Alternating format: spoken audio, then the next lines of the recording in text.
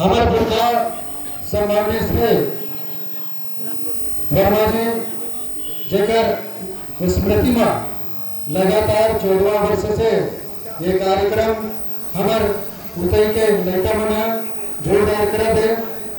और ये टीम हमारे छत्तीसगढ़ के जो खेल है कबड्डी जिन्हें आज एक गांव के खेल रही है वो खेल हमारे लड़का मन खेला खेला अंतर्राष्ट्रीय स्तर पर पहुंचा रहे।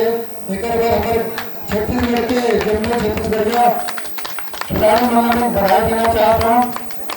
ऐसे ही प्रकार से अगर आज के युवा मन आज जागृत रही अपन खेल पर अपन संस्कृति पर अपन बोली पर अपन भाषा पर अपन राज्य पर अगर युवा मन जागृत हो गए तो ये छत्तीसगढ़ का एक अमीर छत्तीसगढ़ बनाए के जो सपना हमारे पुरखा मन देखे रही है वो जरूर एक नया आयाम में नहीं।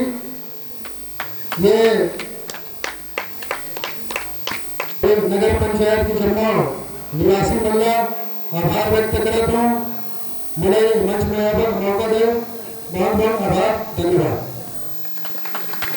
धन्यवाद आदरणीय